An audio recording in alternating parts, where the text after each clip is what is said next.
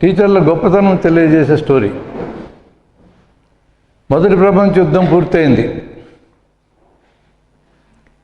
అప్పట్లో స్వతంత్ర సమరయోధుల్లో Lal, ball, Paul అనే ముగ్గురు ప్రముఖులు. లాల్ అంటే ఎవరు? గుడ్. బాల్ అంటే? పాల్ అంటే? Very good.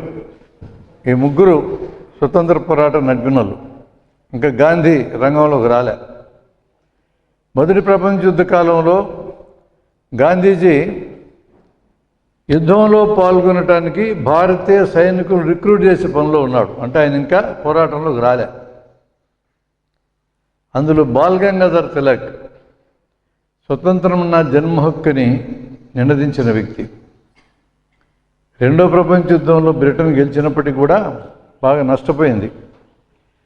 ఆ నష్టపోయిన టైంలో ఈ నష్టాలు తట్టుకోలేక మన దేశం లాంటి దేశాలకి స్వతంత్రం ఇచ్చేస్తారు అనుకున్నారు చాలామంది. ఇక్కడ కూడా ఆయన దగ్గరకు విలేకరు వెళ్ళి స్వతంత్రం వచ్చిన తర్వాత మీరు ఏ పదవి స్వీకరిస్తారు అని అడిగాడు.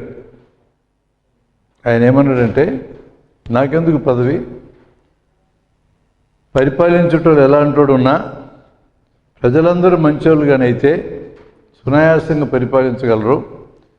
మా కాంగ్రెస్లో కానీ బయట కానీ చాలామంది పరిపాలించే అర్హత ఉన్న వాళ్ళు ఉన్నారు, నాకు అక్కర్లేదు పరిపాలనలో భాగం అన్నాడు. మరి ఏం చేస్తారు అన్నాడు ఆయన. ఇప్పటికే పూనాలో మేము ఒక స్కూల్ పెట్టాము, మంచి పౌరులను తయారు చేయడానికి స్కూల్ పెట్టాము, ఆ స్కూల్కి వెళ్ళి లెక్కల మాస్టర్గా పనిచేస్తానన్నాడు. మీ పని ఎందుకంత గొప్ప స్టేట్మెంట్ ఆయన ఇచ్చాడు మనస్ఫూర్తిగా అంటే, ఈ దేశం భవిష్యత్తు నిర్ణయించబడేది డాక్టర్ల వలన కాదు, ఇంజనీర్ల వలన కాదు, రాజకీయవేత్తల వలన కాదు, కేవలం స్కూళ్ళ వల్లనే నిర్ణయించబడుతుందని నమ్మాడు ఆయన. త్రికరణ శుద్ధిగా నమ్మి ఆ మాట అన్నాడు.